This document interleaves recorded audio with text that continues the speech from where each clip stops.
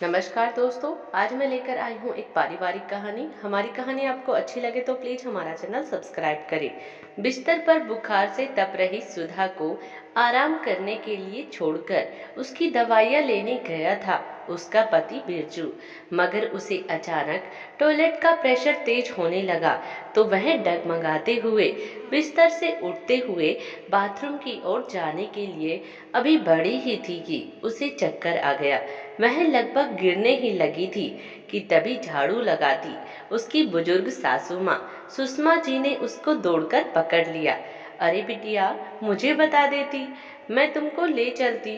कहते हुए उन्होंने सुधा को संभालते हुए सुधा को बाथरूम ले जाकर उसे फ्रेश करवाते वापस उसे पलंग पर लेटा दिया। क्या खाएगी बिटिया, मैं बना देती हूँ। आप पर आप बनाएंगी तो आपको देर हो जाएगी। और बाबूजी, आपके जैसे उन्हें भी तो डायबिटीज है, उन्हें भी तो समय से खाना देना होता है ना आपको तो।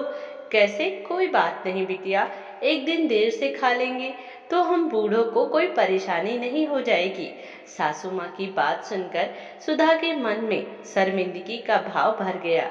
उसे बीते हुए वो दिन रह रहकर स्मरण हो रहे थे जब वह नई नई ब्याह कर इस घर परिवार में आई थी। उसे अपने बुजुर्ग सास ससुर की सेवा नहीं करनी थी। अभी महीने भर पहले जब उसकी सासू माँ को बुखार आ गया था तो वह बिस्तर पर थी। जब से वह आई थी तब से घर का अधिकतर काम उसकी सासू माँ ही करती थी। वो हमेशा उसे कहती, बिटिया, तुम मेरी बहू नहीं बेटी हो, और वैसे भी तुम ऑफिस जाती हो और मैं यहाँ बेकार खाली बैठे क्या करूँगी। अभी शरीर चल रहा है तो कर रही हूँ, कल ज्यादा बूढ़ी हो जाऊंगी तो मेरी बेटी है ना, कहकर घर के काम निपटा देती थी।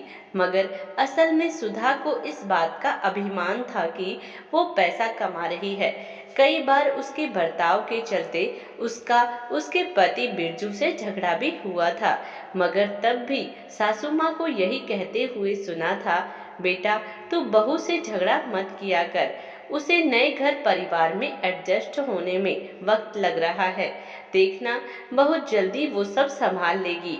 मगर उसे यही लगता था कि माँ अपने बेटे को समझा नहीं रही बल्कि दिखावा कर रही है और अच्छाइयों को अनदेखा करके बस झगड़ा करते हुए अलग होने पर ही आमादा थी। और आखिरकार बात अधिक बढ़ने पर उसके सास ससुर दोनों ऊपर वाले कमरे में शिफ्ट हो गए थे।